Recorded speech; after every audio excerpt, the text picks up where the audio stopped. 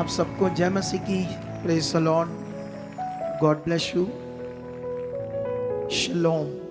मेरा बिलीव है कि आज की मीटिंग आपकी ज़िंदगी में सच्ची सच्ची बड़ी बरकत लाएगी और लोगों का जो उत्साह है वो भी मैं देख रहा हूँ। लोगों का यहाँ आना, लोगों का परमेश्वर के साथ चलना। आज तुम लोग जो आए हो ना यहाँ तैयारी से, वो मैं फील कर रहा हूँ। सच्ची इसका रिजल्ट तुम आज देख कर जाओगे, क्योंकि जो बात परमेश्वर लगातार हमसे बोल रहा है कि ये जो मेरा दर्शन है इसको समझो समझो समझो। तो ये स्पिरिचुअली कुछ पॉइंट्स होते हैं, अगर हमारे अंदर बैठ जाएं तो इसका बड़ा फल हमारी जिंदगियों में आ सकता है। हालेलुया। हाथों को उठाओ और परमेश्वर के सामने जाओ और प्रार्थना करो। कहो, परमेश्वर पिता, जो कुछ मैं सुनने जा रहा हूं, तेरा कलाम, तेरा पवित्र वचन, जैसे तेरे बड़े बड़े काम लोगों की जिंदगी में मैंने आज देखे परमेश्वर, कि कैसे तूने अपने वचन को पूरा किया अपने दास के द्वारा। जैसे वचन में लिखा, यीशु ने कहा, हे थके और बोझ के नीचे दबे लोगों, मेरे पास आओ, मैं तुम्हें आराम दूंगा। और निश्चय परमेश्वर आपने आराम दिया। उसी तरह खुदाबंद, ये तेरे पवित्र लोग परमेश्वर आज जो वचन सुनने जा रही हैं, इस वचन के द्वारा इनके मन खुल चुके हैं, ये खरे वफादार हो चुके हैं। परमेश्वर, इसमें मेरी बुद्धि नहीं, आप मुझे यूज कर चुके हो इनकी बड़ी उन्नति के लिए, बड़ी बरकत के लिए। ऐसा यीशु के नाम से हो चुका है। आमेन, आमेन, आमेन। तो खुदा आपको इस वचन को सुनने के लिए बुद्धि और समझ दे चुका है, ये मेरा विश्वास है। तो अपनी बाइबल्स, अपनी पेन, कॉपी, सब चीजें निकाल लो, ताकि हम अच्छे से इस बात को समझ सके, आज के वचन को जो खुदावंद ने मुझे दिया है, आज का कलाम, आज का वचन। क्योंकि हम लोग इन दिनों में एक बड़े लक्ष्य की ओर बढ़ रहे हैं, खास करके मैं, ठीक है। क्योंकि ये लक्ष्य मुझे दिया है तो मुझे पूरा करना है, आपकी उन्नति के लिए, आपकी बरकत के लिए, आपकी बढ़ोतरी के लिए, आपकी ब्लेसिंग्स के लिए, आपकी प्रॉस्पेरिटी के लिए, आपकी गुड हेल्थ के लिए, आपकी शांति के लिए, इन सब बातों के लिए। क्योंकि इसी काम के लिए खुदावंद अपने दासों को चुनता है और अपॉइंट करता है। और ये सेवा खुदावंद ने मुझे जब दी है, तो मैं सेवा के लिए, मैंने कभी सोचा तो नहीं था शुरू में कि मैं सेवक बनूंगा या ऐसा काम खुदा मुझे देगा। एक दिन तो मैं संसार में था, बिजनेसमैन था और अपने बिजनेस में मगन था। और फिर उसके बाद प्रभु ने चुन लिया और प्रभु में आकर भी बिजनेस में मगन था। और मैं साथ साथ वचन पूरा करता था, अपने बिजनेस को भी करना और साथ साथ जैसे तुम लोगों को समझाया जाता है, मीटिंग में आओ, संगति में आओ, तो उसको मैं प्रॉपर लेता था। 20 दशमांश सब चीज़ों में, चर्च में कोई भी काम होता था, सबसे पहले मैं आगे होता था। तो सेवा में भी, जैसे सेवा, जैसे आप लोगों ने आकर की ना इधर सेवा, सुबह सुबह झाड़ू लगाया ना आपने आकर सारे चर्च में, किया ना ऐसा है कि मेरी चुन्नी ना गंदी हो जाए, मेरा सूट ना गंदा हो जाए। कितनों को बात समझ आती है। लेकिन मैं सेवा भी करता था अपने बिजनेस के साथ साथ। फिर बढ़ता गया और बढ़ता गया, फिर और रास्ते खुलते गए प्रभु में। एक दिन सुसमाचार देने वाला बन गया, एवेंजलिस्ट, उसमें भी खड़ा रहा, अपने बिजनेस पर गेड़ा मार कर। क्योंकि मुझे बिजनेस भी ऐसा परमेश्वर ने दिया था कि मैं जब चाहे कोई भी प्रभु का काम हो जा सकता था। कितनों को बात समझ आती। मेरी कोई ड्यूटी नहीं थी कि सुबह 9 से लेकर रात को 8 बजे तक वहीं रहना है। मेरा अपना बिजनेस था, मैं कॉन्ट्रैक्टर था, बंदों को लगाना था, लगाकर समझाना था।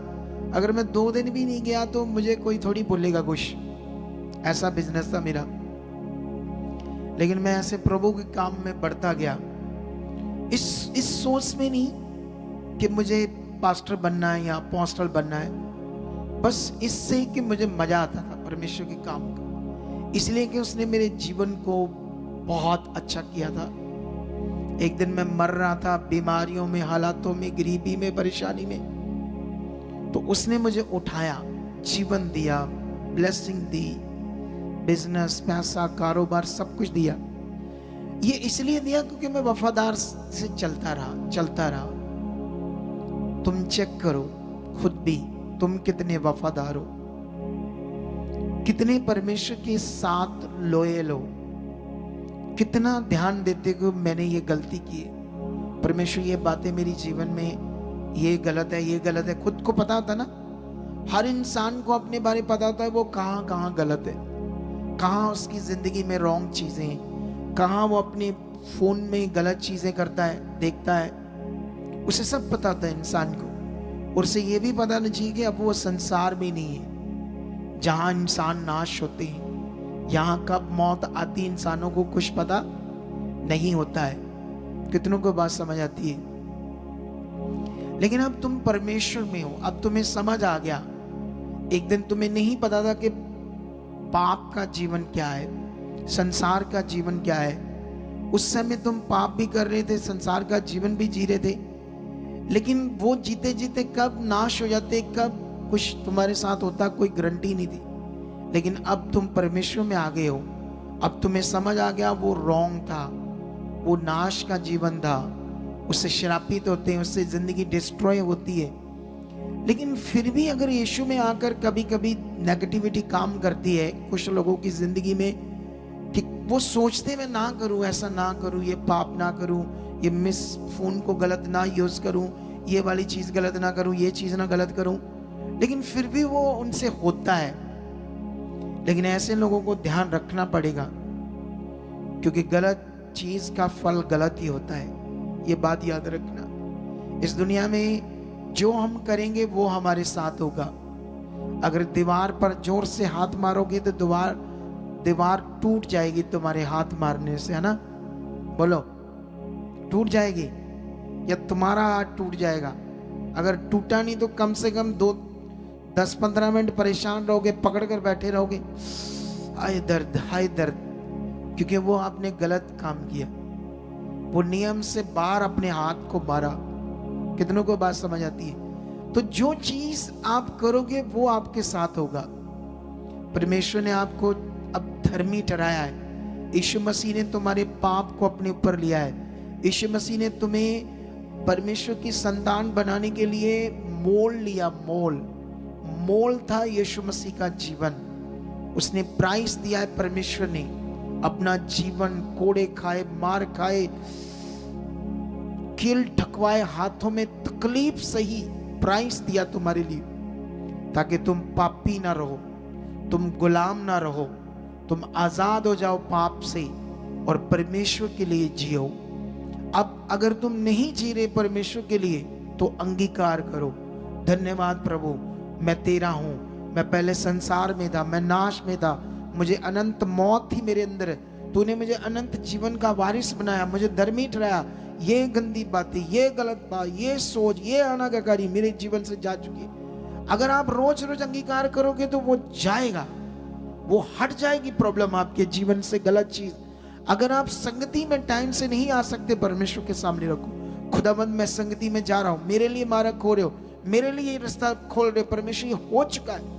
आप अपनी प्रार्थनाओं में अगर ये चीजें रखेंगे तो तुम परमेश्वर की पावर को देखोगे। लेकिन आज हमारे पास टॉपिक क्या है? टॉपिक वही है जो चल रहा है, थर्ड पार्ट है। पिछले पार्ट भी तुम्हें देखने होंगे, तभी तुम्हें रचना समझ आएगी, कॉन्टेस्ट समझ आएगा। अगर एक पार्ट तुम देखते हो, मान लो तुम थर्सडे आते हो, तो तुम सोचते हो संडे मैंने क्या देखना, मैं तो थर्सडे अपना ले आया अपनी मीटिंग, मैं तो अपने हिस्से का काम कर रहा है थर्सडे, तो मुझे संडे क्या जरूरत है?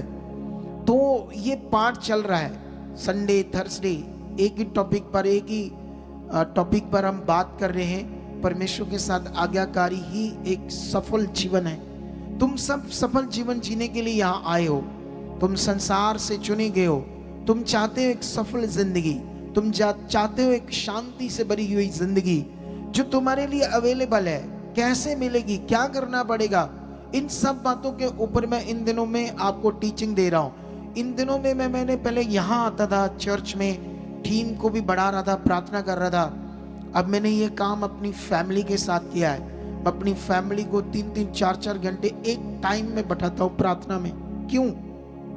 क्योंकि उन्हें भी तैयार करना है सेवा के लिए, उन्हें भी बढ़ाना है परमेश्वर के लिए। तुम भी अपनी फैमिली के साथ बैठो, सब एक चित्त होकर बैठो, अपने प्रेम को बढ़ाओ, एक दूसरे से मेल जोल बढ़ाओ। कितनों को बात समझ आती है? क्योंकि ये स्पिरिचुअलिटी है। इस स्पिरिचुअलिटी में हमने ध्यान देना है, आत्मिकता में हमने ध्यान देना है। लेकिन यहां पर आज मैं तुम्हारे पास एक चीज को समझाता हूं आपको। जैसे मैंने पहले आते ही तुम्हें बताया था कि आत्मिक जीवन क्या है। क्या तुम्हें पता आत्मिक जीवन क्या है? How do you feel spiritual life? तुम क्या इसके बारे में जानते हो या समझते हो, या से कैसे फील करते हो पवित्र लाइफ को, आत्मिक लाइफ को?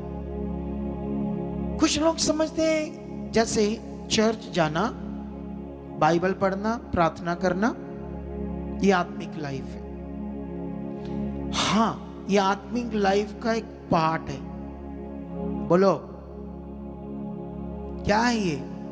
चर्च जाना, बाइबल पढ़ना, प्रार्थना करना। कुछ लोग इसे समझते हैं कि मैं शायद ऐसा कर रहा हूं तो मैं आत्मिक लाइफ जी रहा हूं। लेकिन ऐसे लोग मैंने सिर्फ अपनी मिनिस्ट्री में नहीं, बहुत सारी मिनिस्ट्री के लोग हमारे पास आए जो व्यभिचारी थे। ऐसे ही लोग प्रार्थना भी करते थे, चर्च भी जाते थे और संगति में भी जाते थे, और क्या कहते हैं उसको, बाइबल भी पढ़ते थे, लेकिन फिर भी व्यभिचार में थे, झगड़ा करते थे, गालियां निकालते थे, गुस्से में आ जाते थे, लड़ाई झगड़ा करते थे, फालतू बोलते थे। कितनों को मेरी बात समझ आती है? एक्चुअली में जब हम गहरी स्टडी करते हैं तब हमें समझ आता है कि स्पिरिचुअल लाइफ जो है वो आत्मा के द्वारा जीने के साथ है। जब तुम रोमियो 8 अध्याय पढ़ोगे तो वहां पर स्पेशली परमेश्वर ने एक चैप्टर में इसी के ऊपर एक बात की है। फिर जब तुम करंथियंस में आओगे तो वहां पर भी परमेश्वर आत्मा के द्वारा जो जीवन है, इस पर पत्रियों में ये बहुत मेंशन है प्रेरित पौल के द्वारा। कितनों को बात समझ आती? रोमियो 8 अध्याय में तो इतना स्पष्ट रूप में परमेश्वर ने अपना वचन दिया हमारी जानकारी के लिए। जो महान वचन है, वहां पर जो महान जानकारी हमारे लिए, जिसे हम पढ़कर फील कर सकते हैं परमेश्वर के सच्चे पवित्र ज्ञान को परमेश्वर ने वो क्यों दिया। वहां पर लिखा है रोमियो 8 अध्याय में क्या लिखा है? शरीर पर मन लगाना मृत्यु है, आत्मा पर मन लगाना जीवन और शांति है। शरीर पर मन लगाना परमेश्वर से बैर रखना है। कितनों को बात समझ आती है? थोड़ा सा इसके बारे में मैं समझाता हूं आपको थ्रू बाइबल, ठीक है, ताकि हम इस बात को और अंडरस्टैंड कर सके और अपने आप को पक्का कर सके परमेश्वर के साथ। आप जानते हो जैसे परमेश्वर के साथ अपने आप को पक्का करने का मीनिंग क्या है? जैसे आपके पास हम स्टडी करते हैं, अगर हम नहीं भी स्टडी करते, स्टडी करने से हमारे बहुत सारे डॉक्यूमेंट्स होते हैं। 10 का सर्टिफिकेट, 12th का सर्टिफिकेट, स्कूल सर्टिफिकेट, एजुकेशन का सर्टिफिकेट, बीए का, इससे भी ज्यादा पढ़ते हैं। तो ये और कई तरह के डॉक्यूमेंट्स हम क्यों संभाल कर रखते हैं? क्योंकि वो हमारे जीवन के लिए बड़े बहुत कीमती चीज है हमारी लाइफ की। जैसे अगर हम नहीं भी पढ़े तो हमारा आधार कार्ड, वो क्या कहते हैं, pan card, voter card, passport, ration card या कुछ घर के कागजात, ऐसी चीजों के साथ हम अपने आप को बड़ा पक्का रखते हैं, पक्का, कच्चा नहीं करते। उन चीजों को लूजली ऐसे नहीं, कहीं भी कुछ भी हो जाए, उन चीजों के साथ ऐसे नॉर्मल नहीं रहते, उन चीजों के साथ हमेशा सीरियस रहते हैं। हम देखते हैं जरा सा आधार कार्ड मिल नहीं रहा तो कैसे लाले के ताले पाले पड़ जाते हैं, वो मेरा आधार कार्ड ढूंढना शुरू कर देते हैं। क्यों? क्योंकि वो आपकी जिंदगी की जरूरत है। उसके बिना जिस देश में हम रहते हैं वहां सिस्टमैटिक उन चीजों से आईडी के बिना कोई काम नहीं चलती। कितनों को बात समझ आती है? परमेश्वर के सामने भी ये वचन की जो बातें जो परमेश्वर ने हमें बताया, क्या सही क्या गलत है, कब तेरा लॉस होगा कब तेरा लाभ होगा, ये भी आपके लिए इतना पक्का करने का काम है अपने आप को। लेकिन कुछ लोग पक्का नहीं कर पाते, कुछ लोग इन बातों में ध्यान नहीं दे पाते, क्योंकि शारीरिक बुद्धि, परमेश्वर का वचन कहता है कि शारीरिक जो है वो परमेश्वर के वचन को नहीं पकड़ते। शारीरिक लोग वो सुनते हैं, बैठते उठते हैं और एक ही जवाब होता है, मुझे समझ नहीं आया, मैं भूल जाता हूं। यही एक आंसर होता है उनके पास। ऐसा कोई झूठ नहीं यहाँ चलता, क्योंकि परमेश्वर के साथ कभी कोई चीज ना भूलती है ना पीछे होती है, क्योंकि परमेश्वर की ग्रेस इतनी पावरफुल है। क्योंकि जो अंगीकार करेगा परमेश्वर के सामने रोज अपनी बात को, वो उसके साथ होना है। अगर तुम बोलोगे मैं बुद्धिमान हूं, बुद्धि आ चुकी, मैं वचन पूरे कर रहा हूं, खुदा मेरे साथ है, ये हो चुका है, तो वो होना ही होना है आपके साथ। कितनों को बात समझ आती? ये पावरफुल टीचिंग जो मैं देता हूं ये खुदा ने मुझे दी। एक दिन मेरे पास भी नहीं था, मैं भी जो पास्टरों से सीखा था वही मेरे पास था। जैसे वो टीचिंग्स देते थे वही टीचिंग में अपनी जिंदगी जी रहा था। मैं भी अप डाउन आगे पीछे चल रहा था। जब से ये खुदा ने मेरी बुद्धि को खोला, मैंने बाइबल को अध्ययन किया, बाइबल की बातों को समझा, इन बातों को जब मैंने पकड़ा तो परमेश्वर, मैं जिन लोगों को टीच करता हूं, जो लोग पकड़ते हैं उनकी जिंदगी में मिरेकल हो रहे, चमत्कार हो रहे, काम हो रहे, और परमेश्वर बहुत ज्यादा करना चाहता है। लेकिन यहां पर देखो, मैंने अभी भी पढ़ाया 5 में लिखा, क्योंकि शारीरिक व्यक्ति शरीर की बातों पर मन लगाते हैं परंतु आत्मा की बातों पर मन लगाते। 6 में लिखा, शरीर पर मन लगाना मृत्यु है परंतु आत्मा पर मन लगाना जीवन और शांति है। क्योंकि शरीर पर मन लगाना तो परमेश्वर से बैर रखना है। सोच लो कितनी खतरनाक बात परमेश्वर ने हमें बता दी। शारीरिक जीवन परमेश्वर से बैर रखना है और शारीरिक जीवन शैतान से मित्रता है। कितनों को बात समझ आती है? जितनी गलत चीजें हम करते हैं, जितने पाप गुनाह गलत चीजों को करते हैं, हम शैतान के मित्र बनते, वो खुश होता हमसे। ये साफ साफ अपने जीवन को, क्योंकि सॉल्यूशन शारीरिक जीवन में नहीं है, आपका छुटकारा नहीं है। प्रॉब्लम बढ़ जाएगी, हालात बढ़ जाएंगे, लॉस बढ़ जाएंगे। शारीरिक जीवन में बुद्धि बंद होने लगेगी। शारीरिक जीवन में क्या कहते हैं उसको, प्रार्थना बंद हो जाएगी, बाइबल पढ़ने में मन नहीं लगेगा, सब कुछ गड़बड़ हो जाएगा। अगर इससे हम निकल ना पाए, अगर उससे हम निकल ना पाएंगे तो फिर कैसे हम असल जीवन का मजा लेंगे? क्योंकि जितना मजा आध्यात्मिक जीवन में दुनिया में किसी चीज में नहीं। जब तुम उस लेवल में आ जाओगे जहां आध्यात्मिक जीवन जीना होता है, उसका जो मजा होता है, सच्ची दुनिया की हर चीज फीकी है उसके सामने। दुनिया का हर टेस्ट फीका है आध्यात्मिक जीवन के सामने। सबसे बड़ा मजा उसमें, सबसे पावरफुल मजा है। सबसे पहले तो आपका डर खत्म हो जाएगा, चिंता खत्म हो जाएगी उसके। जब तुम वचन पूरा कर रहे होगे, आज्ञाकारी में चल रहे होंगे, तुम्हें पता होगा होना ही है। डोंट वरी, ये होना ही है। डोंट वरी, ये होगा ही होगा। जितने लोग हमारे साथ जुड़ रहे हैं, 30 साल 40 साल से बच्चा नहीं है, जो मैं सिखा रहा हूं वो करो, मेरी भविष्यवाणी को मन में रखो, वफादारी से चलो, देखना फीलिंग आएगी, ये होगा ही होगा, और फिर गवाही के साथ आएंगे। कितनों को बात समझ आती?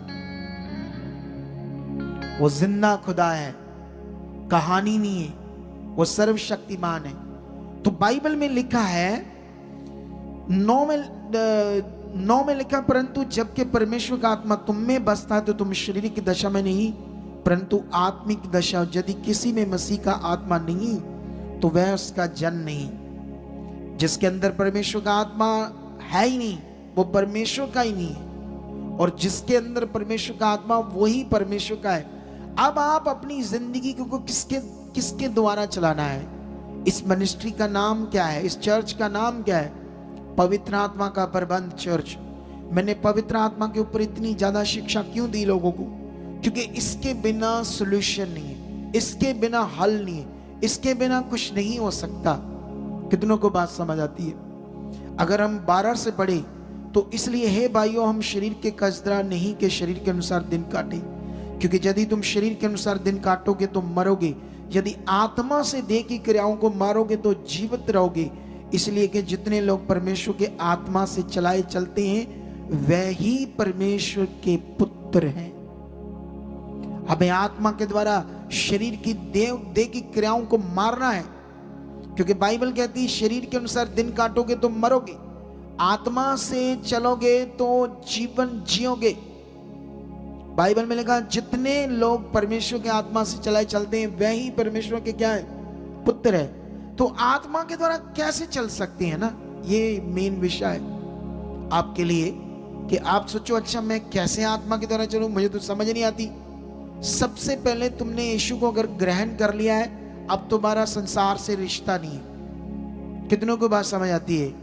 क्या रिश्ता नहीं है? जैसे मान लो हम लोग ढूंढते हैं रिश्ते अपने बच्चों के लिए, तुम्हें मसीह में लगता मेरे लेवल का रिश्ता नहीं। अब तुम्हारा रिश्ता, तुम प्रार्थना कर रहे हो प्रभु के आगे अच्छा रिश्ता मिले, अच्छा रिश्ता मिले। रिश्ता क्या मिल गया?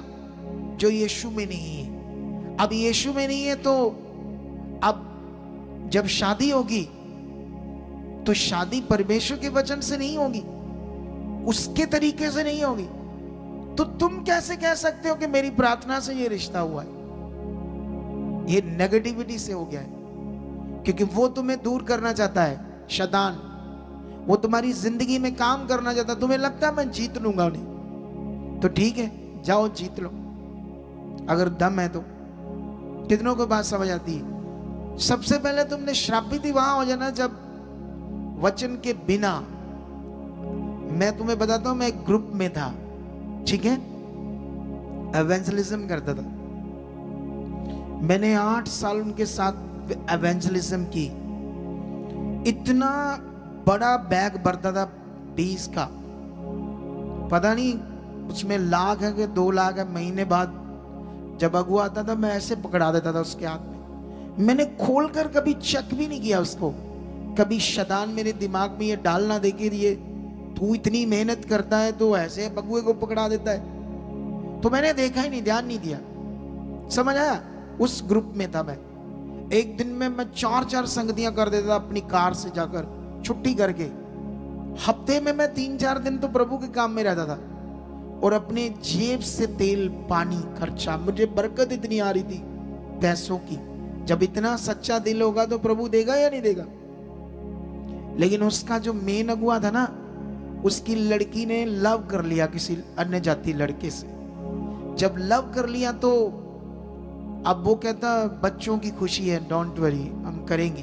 अमृतसर में शादी हुई। वो गुड़गांव का था अगुआ, लेकिन उसका जन्म जापान में हुआ था, पढ़ा वो अमेरिका का था। पंजाबी बंदा था लेकिन सिख बंदा था, सरदार उसका बाप। तो उसकी मम्मी जापानी थी और उनमें से ये पैदा हुआ था बंदा। रिच बंदा था उसका बाप, उसने अमेरिका में पढ़ा, वहीं से उसको शिक्षा मिली थी प्रभु यीशु मसीह का सुसमाचार। वहीं से वो इतना उस शिक्षा में बढ़कर इंडिया में आया था प्रचार करने के लिए। उस ग्रुप के साथ मैं था 8 साल तक, एवेंजलिज्म करता रहा। कितनों को बात समझ आती है? उसने जब शादी की तो मंडक के ऊपर की, और जो नाम नहीं लेने इस जीभ से उसने लिए, और वो श्रापित हो गया था। वो सारा मिशन ही गड़बड़ हो गया था। उसी मिशन से मैं निकलकर ये सेवा स्टार्ट की थी। मैंने बंद कर दिया था, मैं ठोकर खा गया था। लेकिन याद रखना, परमेश्वर ने मुझे मेरा मन देखा था, और मैं तो छोड़ दिया। यीशु के भी ऊपर से मन हट गया था मेरा। बड़ी चीजें गड़बड़ हो गई थी उस ग्रुप में। और जब मैंने मन बनाया तो परमेश्वर ने देखो मुझे कितना इस्तेमाल किया। मैं नहीं चाहता था सेवा सुआ, लेकिन वहां मैं खुश था। लेकिन खुदा ने मुझे इस्तेमाल किया। समझ आया नहीं समझ आया? ये चीजें तुम्हें पकड़नी होगी। इसीलिए लिखा, तुम शैतान की जुक्तियों से अनजान मत रहो।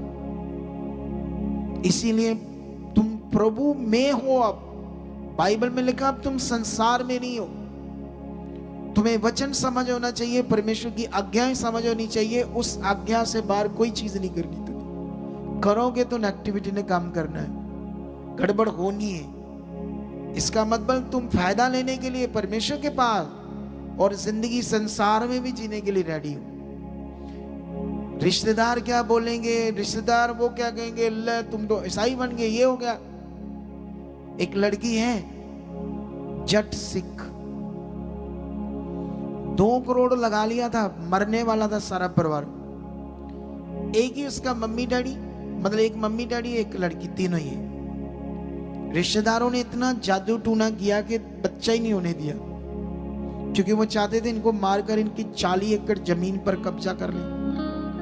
तब वो यीशु मसीह में आए, सारी दुनिया में ढूंढ ढांड करके, फिर हमने टीच किया, फिर बढ़ाए, फिर उसे जीवन मिला, फिर वो बढ़ने लगी। बढ़ते बढ़ते अब उसकी शादी होने वाली है। तो मैंने कहा चल आ जाना चर्च, मैं तेरी शादी कर दूंगा, तेरा निकाह पढ़ दूंगा और तू पार्टी कर देना, अपने रिश्तेदारों को इकट्ठा कर ले। कहती ना, जिसने मुझे जीवन दिया ना वो सबसे पहले, मैं अपनी ब्रांच में शादी करूंगी और निकाह करूंगी और रिश्तेदारों को भी बुलाऊंगी।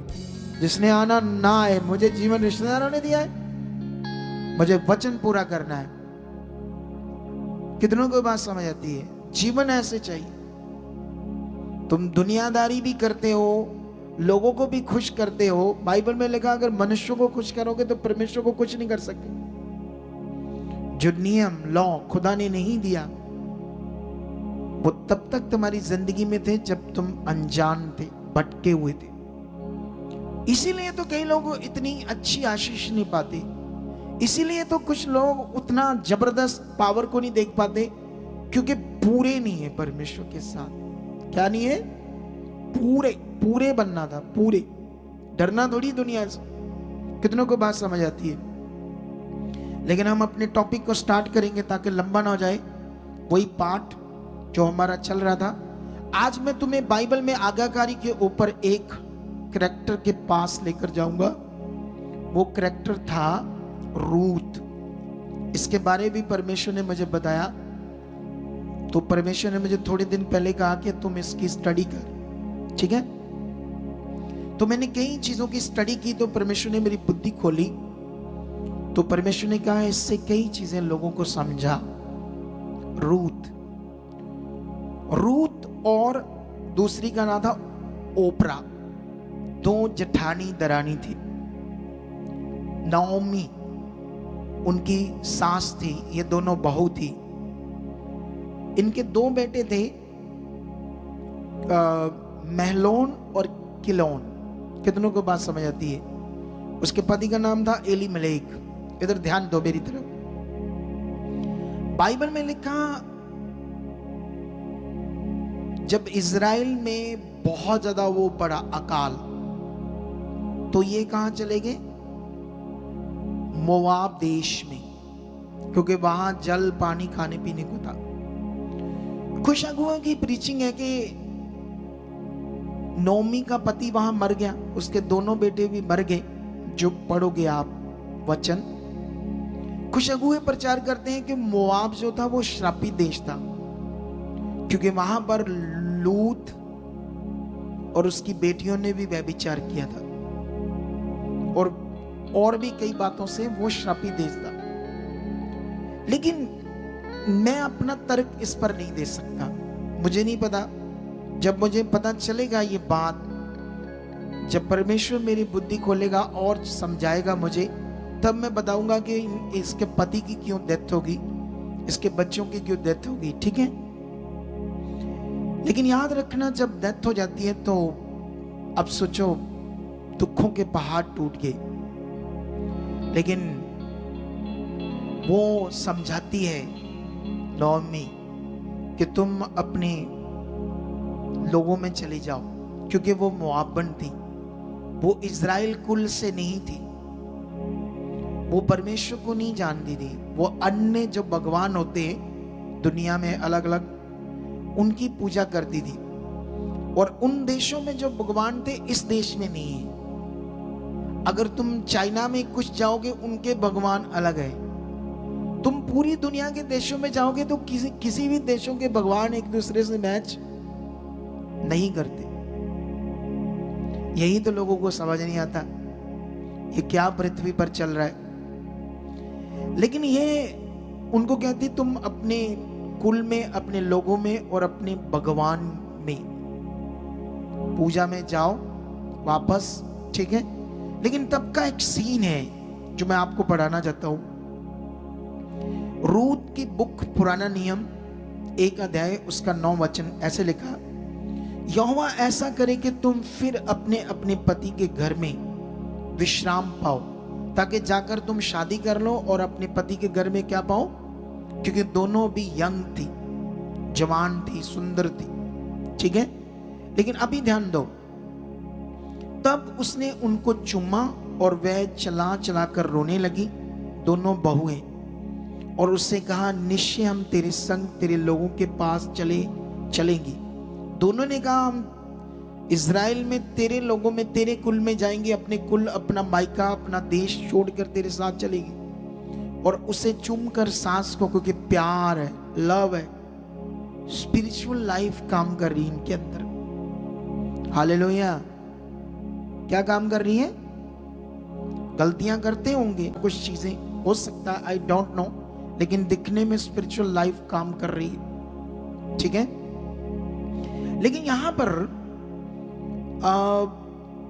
नोमी ने कहा, हे मेरी बेटियों लौट जाओ, तुम क्यों मेरे संग चलोगी? क्या मेरी कुख में और पुत्र हैं जो तुम्हारे पति हो? सीख लो, वो उन्हें समझा रही है। कहती, मेरी कुख में क्या और बच्चे हैं, 2 पुत्र हैं कि वो तुम्हारे पति हो जाएंगे। 12 में उन्हें और समझाती है, मेरी बेटियों लौट कर चली जाओ, क्योंकि मैं पति करने को बूढ़ी हूं, और चाहे मैं कहती भी कि मुझे आशा है, और आज की रात मेरे पति होता भी और मेरे पुत्र होते भी, तो भी क्या तुम उनके सियाने होने तक, मतलब बड़े होने तक आशा लगाए ठहरी रहती और उसके निमित्त पति करने से रुकी रहती? मेरी बेटियों, ऐसा ना हो, क्योंकि मेरा दुख तुम्हारे दुख से बहुत बढ़कर है। देखो, यहोवा का हाथ मेरे विरुद्ध उठा है। तब वह फिर से उठी और ओपरा ने तो अपनी सास को चूमा, परंतु रूत उससे अलग ना हुई। अब यहां एक आज्ञाकारी का टॉपिक है जो आप लोगों ने पकड़ना है। अगर इन वचनों की सीख तुम्हारे अंदर बैठी तो तुम जबरदस्त लाइफ को जीने वाले बनोगे, क्योंकि परमेश्वर का वचन दुनिया की कोई कहानी नहीं। अगर कहानी होती तो वो सुई, नीडल्स 2-2 घंटे बाद इंजेक्शन लग रहा था। मैं खुदा का दास हूं, मैं जो बोल रहा हूं मैं परमेश्वर को जानता हूं। उतना तुम्हें जानना चाहिए जितना मैं, जैसे मैं जान रहा हूं उतनी तुम्हारे अंदर परमेश्वर के प्रति समझ चाहिए।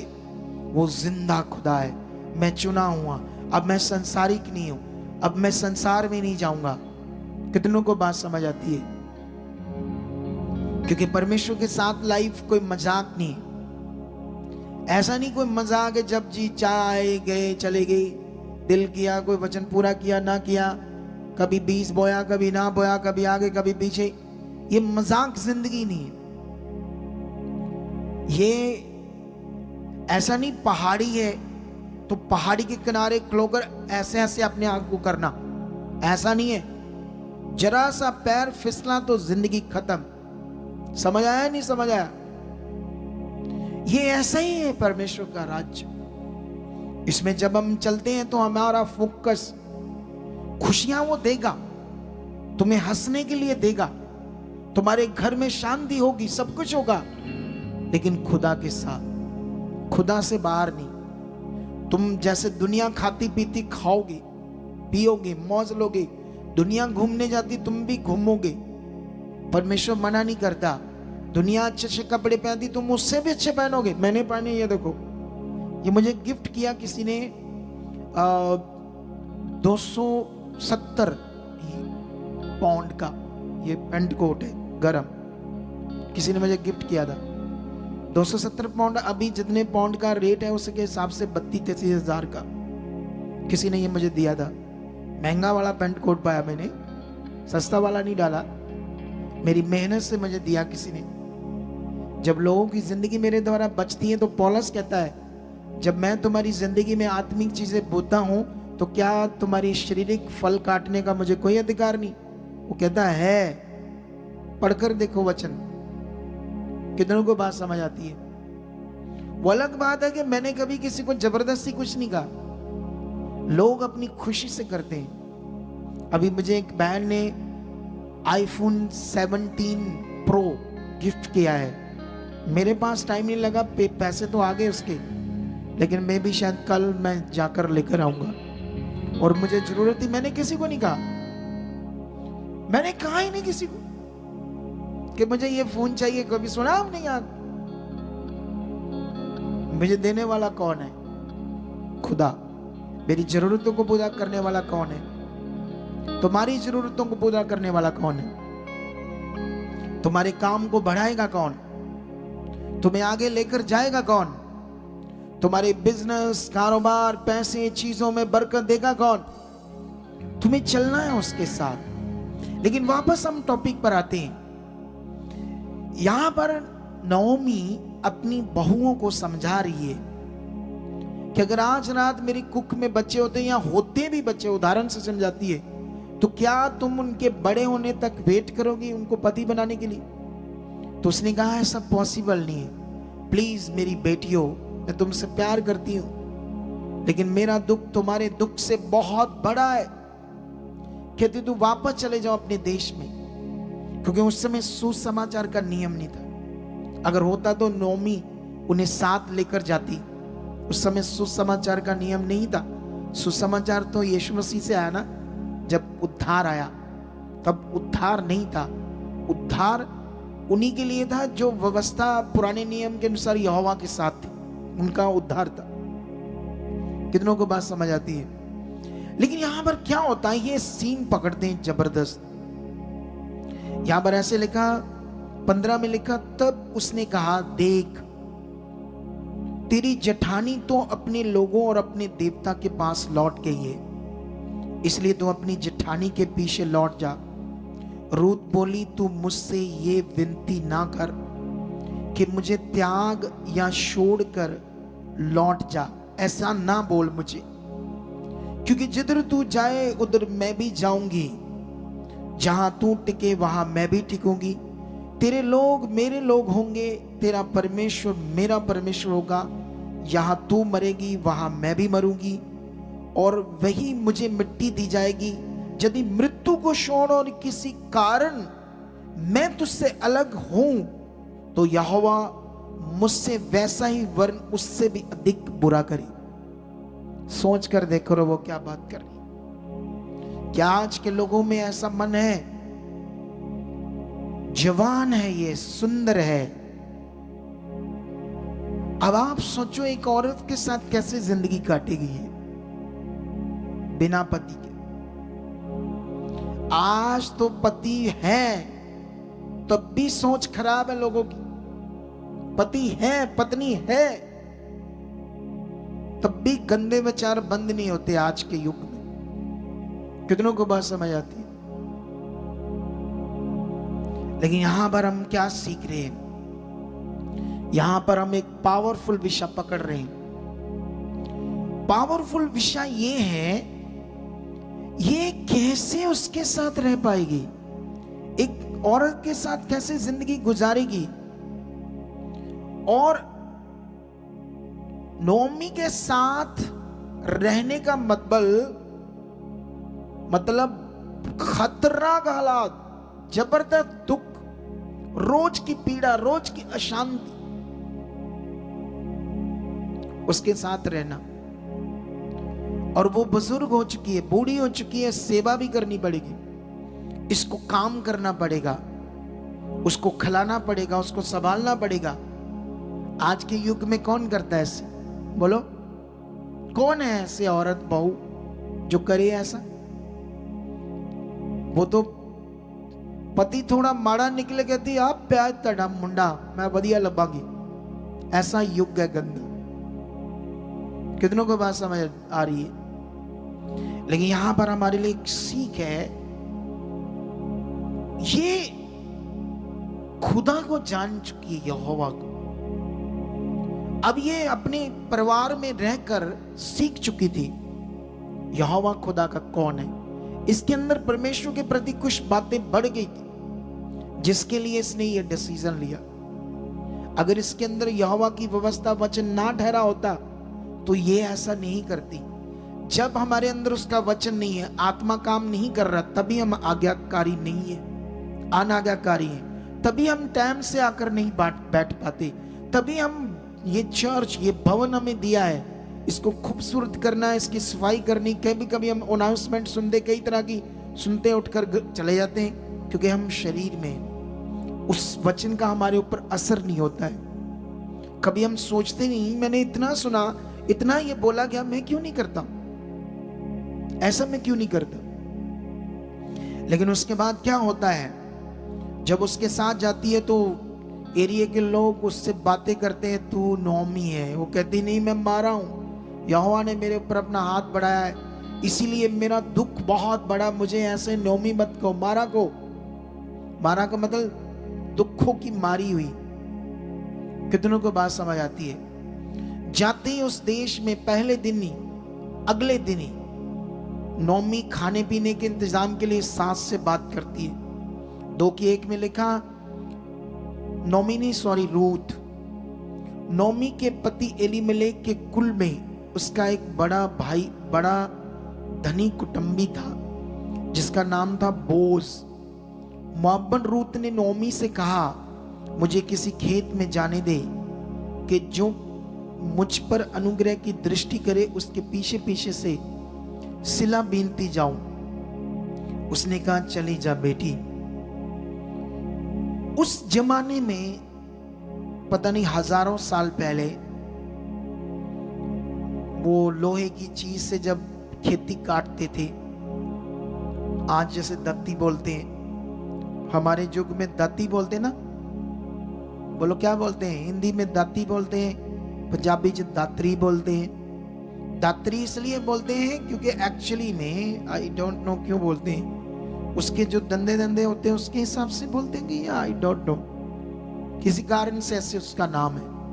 उस जमाने में किस हिसाब से करते होंगे हमें पता नहीं, लेकिन उनके बीच में कुछ बालें गिरना, छोटे छोटे सिट्टे, बालें गिरना, चीजें थोड़ी थोड़ी, उसको चुनना सारा दिन धूप में, गर्मी में। यह डिसीजन लिया था उसने अपनी मां की सेवा का और यहोवा के वचन पूरा करने का। आज घर में औरतें अच्छे से काम नहीं करती, आलस है, कपड़े अच्छे से नहीं धोती, सफाइयां अच्छे से नहीं करती, किचन में गंद पड़ा रहता है लोगों की। किचन की कैसे सफाई करनी है, जो डब्बे हैं, चीजें हैं, वो गंदी मंदी हैं, इतनी साफ सुथरी नहीं होती कईयों की। आलस, देखो इसकी जिंदगी।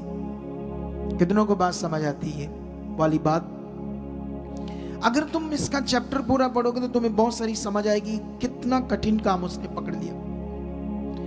लेकिन बोझ जो एक धनी किसान था, बहुत उसके खेत थे, परमेश्वर ने उसका मन नौमी के प्रति खोल दिया।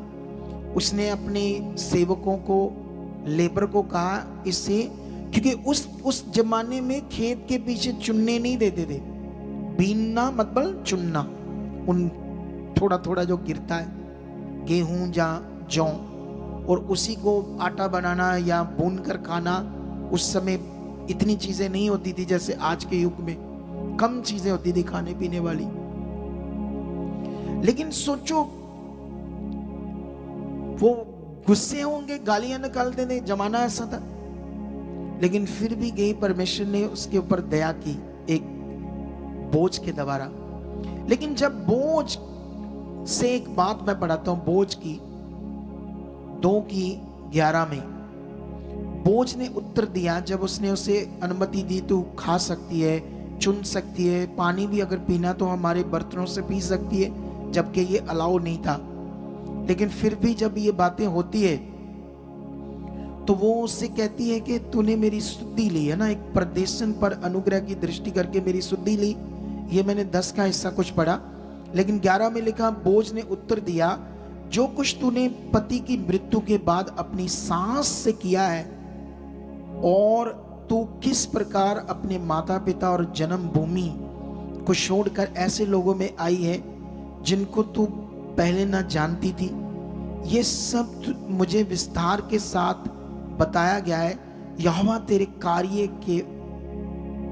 का फल दे, और इज़राइल का परमेश्वर यहोवा जिसके पंखों तले तू शरण लेने आई है, तुझे पूरा बदला दे। उसने कहा, किसने? रूत ने, हे मेरे प्रभु, तेरे अनुग्रह की दृष्टि मुझ पर बनी रहे, क्योंकि यद्यपि मैं तेरी दासियों में से किसी के भी बराबर नहीं हूं, तो भी तूने अपनी दासी के मन में बैठाने वाली बातें कहकर मुझे शांति दी है। जब हम परमेश्वर के साथ वचनबद्ध बनते हैं तो परमेश्वर ऐसे लोगों को अनुग्रह खोलता है। अगर मैं खुदा के साथ खड़ा हूं तो मेरे लिए वो अनुग्रह खोलता है। कितनों को बात समझ आती? आज मेरा भाई एक बैठा है इधर, पास्टर है, मैं उससे कभी कभी बात होती है, हम दोनों वॉक करते हैं, तो वो और मैं डिस्कशन करते हैं कि लोग सोचते हैं कि पास्टर बन जाए, लेकिन वो मुझसे कहता है उनको पता नहीं कि कितना कठिन काम है पास्टर का। बिजनेस कारोबार से भी ज्यादा कठिन काम है, सच्ची। सबसे पहले तो पास्टर को खुद को इतना ध्यान रखना पड़ेगा अपनी जिंदगी का, क्योंकि वो कभी गिर ना जाए, आगे पीछे ना जाए। उसके बाद कितनी मेहनत होती है प्रेयर में, दुनिया के ऊपर भाग दौड़। ये नॉर्मल काम नहीं लोगों की जिंदगी बचाना। इस दुनिया में जिंदगी बचाना कोई नॉर्मल काम नहीं है। लोगों को तैयार करना, उनको आत्मिक बनाना इस दुनिया में सबसे टफ काम है। लोगों को लगता आसान काम है। समझ आया कि नहीं समझ आया? लेकिन याद रखना, यहां पर जब उसने काम शुरू किया, सफल तो परमेश्वर करेगा, क्योंकि उसने वो लक्ष्य पकड़ लिया जो परमेश्वर को खुश करती है, खुश करने का है। अगर इस रूत की जिंदगी से तुम्हें समझ आती है कुछ, तो ऐसा डिसीजन लो, ऐसा मन बनाओ, ऐसे खरे बनो परमेश्वर के साथ, ऐसे वफादार बनो। जो तुम यहां सुनते हो, ये मिनिस्ट्री, ये काम परमेश्वर ने हमें सबको दिया है। ये मिनिस्ट्री खुदा की है, हम इसमें सब बच्चे हैं। इसमें लोगों को बचाने का काम हमारा है, और जितना हम परमेश्वर के साथ जिएंगे हमारी जिंदगी बचेगी। खुद उसके साथ जियो, खुद वचन पूरा करो, आज्ञाओं को मानो। अगले थर्सडे जो आएंगे, अपने पैम्फलेट लेकर जाना सुसमाचार देने के लिए। इस संडे जो आएंगे, पैम्फलेट लेकर जाना सुसमाचार देने के लिए, खुदा का काम करने के लिए। कितनों को बात समझ आती है? ये परमेश्वर की धार्मिकता है, ये भक्ति का एक पार्ट है, इसे करना है। एक दिन तुम्हें ना मिला होता ये सुसमाचार, तो तुम्हारी जिंदगी का क्या बनता? सोचो क्या बनता तुम्हारी जिंदगी। आज शिक्षा की राइट बड़ी जरूरत है, जो हम बांट रहे हैं, जो लोगों को दे रहे हैं। तुम्हारे सामने हिला देने वाले चमत्कार तुम्हारे सामने, और ये इस साल ज्यादा होंगे।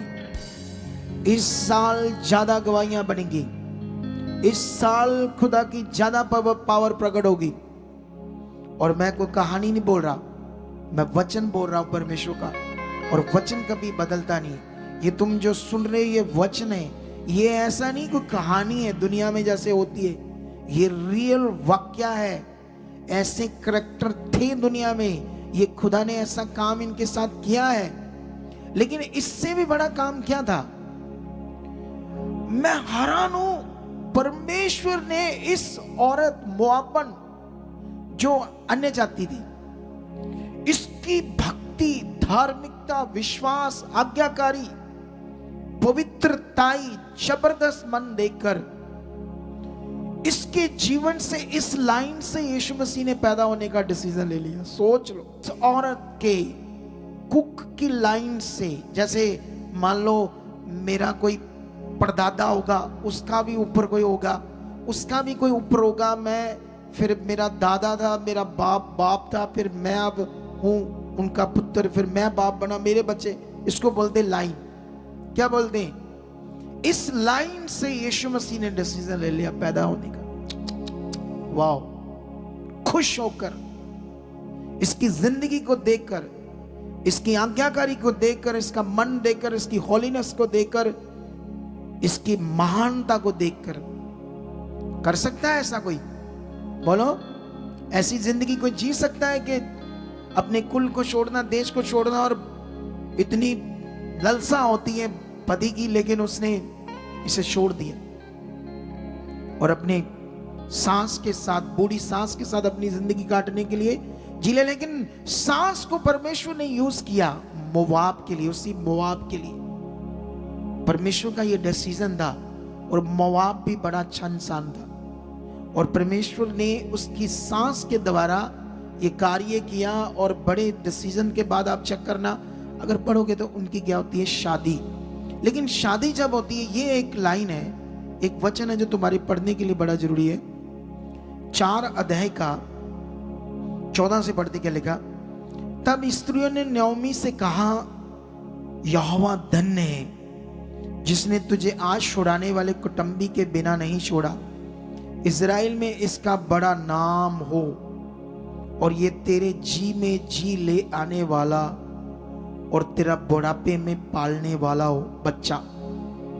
क्योंकि तेरी बहू जो तुझसे प्रेम रखती और 7 बेटों से भी तेरे लिए श्रेष्ठ है। 7 बेटों से भी ज्यादा श्रेष्ठ है। ऐसे लोग बातें कर रहे हैं, दुनिया रूत की बातें कर रही है। 7 बेटों से भी श्रेष्ठ है तेरी बहू।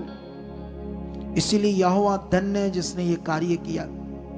और वचन में लिखा, श्रेष्ठ है उसी का ये बेटा है। फिर नोमी उस बच्चे को अपनी गोद में रखकर उसकी दाई का काम करने लगी, और उसकी पड़ोसन ने ये कहकर नोमी के एक बेटा उत्पन्न हुआ है, लड़के का नाम ओबेद रखा।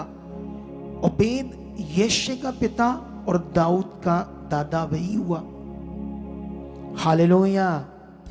ये ओबेद दाऊद जो राजा था उसका दादा, और उसका बेटा ओबेद का यिशै। और इसी लैंड से, यहूदा कुल की लैंड से आगे जाकर कौन पैदा होता है? यीशु मसीह। ऐसी ताकत है परमेश्वर। अगर आज हमारी जिंदगी में ऐसे ही वचन पूरे करने की धुन है, अगर ऐसे ही हमारी जिंदगी में प्यास है, भूख है खुदा के लिए, तो वो इसी तरह तुम्हें ऊंचा करेगा यीशु मसीह के नाम। इसी तरह से परमेश्वर अपने प्लान को तुम्हारी जिंदगियों में बड़े डिसीजन के रूप में यूज करेगा। लेकिन याद रखना, यह ऑनेस्टी, ईमानदारी, वफादारी, होलीनेस, जो कुछ आज तुमने सीखा है, इस वचन को तुम रिपीटली दोबारा 2-3 बार सुनकर पक्का कर सकते हो। ज्यादा नहीं है, 40 मिनट का वचन है। इसे सुन सकते हो यहां से निकाल कर कि मैंने आज क्या सीखा है। अगर तुम इन बातों पर ध्यान दोगे, क्या दोगे इन बातों पर? अगर ध्यान दोगे इन बातों पर, तो निश्चय तुम सफल बनोगे। और मैं दावा करता हूं, इन दिनों में जो मैंने शुरू की अपनी प्रेम बातें, चीजें, तुम सफल बनोगे। सफल। क्या रेडी हो?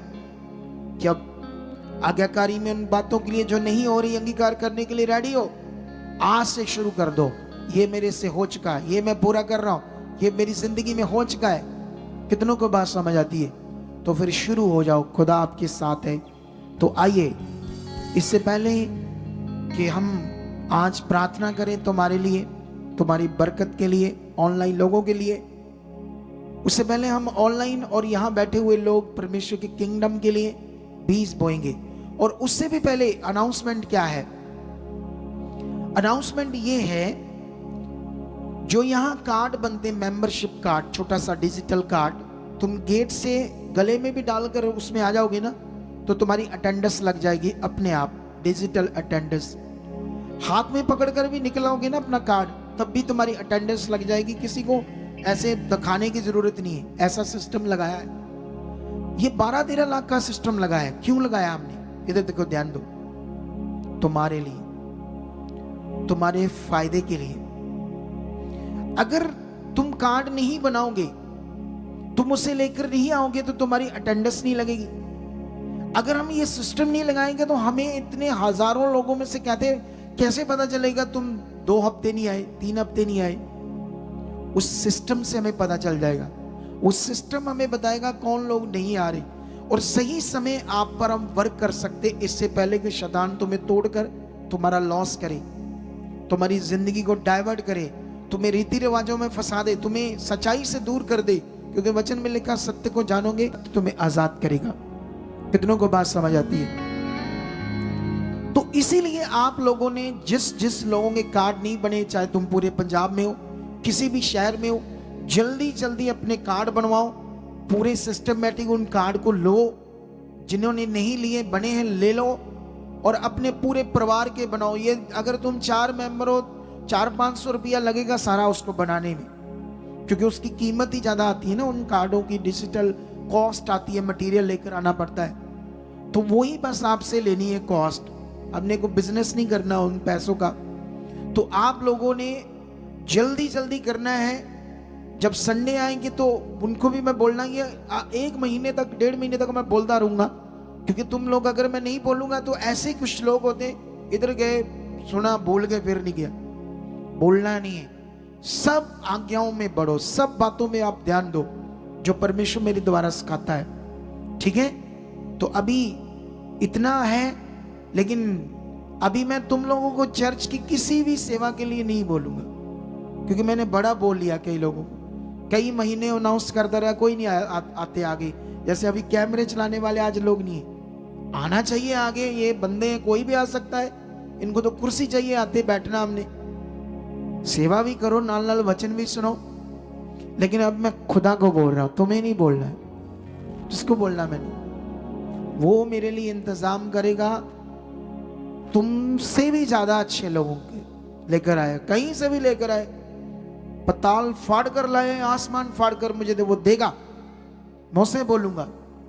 कितनों को बात समझ आती है? और जब वो मुझे देगा ना, तो जबरदस्त मन वाले देगा। समझ आया है? नहीं समझ आया? और बेस्ट सेवा वो करेंगे, जबरदस्त परमेश्वर के लिए जिएंगे। लेकिन अभी ये बात आप पकड़ लो सारे, कि ये कार्ड जल्दी जल्दी बनाओ। लेजी नहीं होना इसमें आपने, दूसरे स्टेटों वाले भी बनाओ, हर जगह वाले बनाओ, ताकि हमें पता चले आप, क्योंकि तुम्हारे भले के लिए हमें कैसे याद रहेगा? ऐसे हजारों में से कौन 2 हफ्ते नहीं आया, 3 हफ्ते नहीं आया? शैतान ने उसके दिमाग में कुछ गलत चीज डाल दी। जब तक वो तुम्हारे जीवन को खराब करेगा, हमें पता नहीं चलेगा। अगर कार्ड से तुम एब्सेंट रहोगे तो हमें पता चल जाएगा, तो हम सही समय तुम्हें कॉल करेंगे, तुम्हें पूछेंगे क्यों नहीं आए। अगर तुम्हारा मन खराब होगा तो हमें पता चल जाएगा, हम ठीक करेंगे, तुम इधर बुलाएंगे, तुम्हारी जिंदगी बच जाएगी, तुम आगे बढ़ जाओ। कितना जरूरी है ये बनाना, है या नहीं है? बोलो, है ना?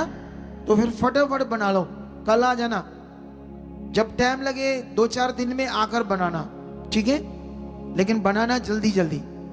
अपना आधार कार्ड लेकर आना, अपनी एक फोटो भी लेकर आना, उसके ऊपर फोटो भी लगती है आपकी।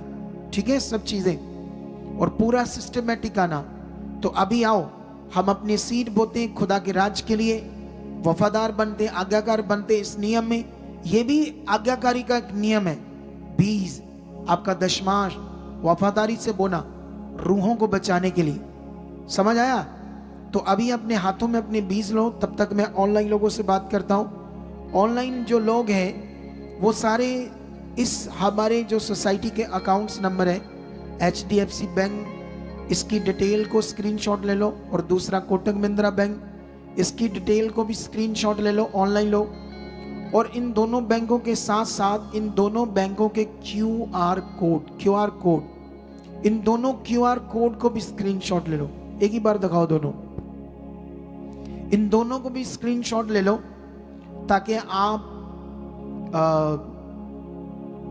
ऑनलाइन पूरे भारत से अपने बीज को ट्रांसफर कर सको परमेश्वर की रूहों को बचाने के लिए, परमेश्वर के राज के लिए। और साथ में एक व्हाट्सएप नंबर है फॉरेन के लोगों के लिए, हेल्पलाइन नंबर।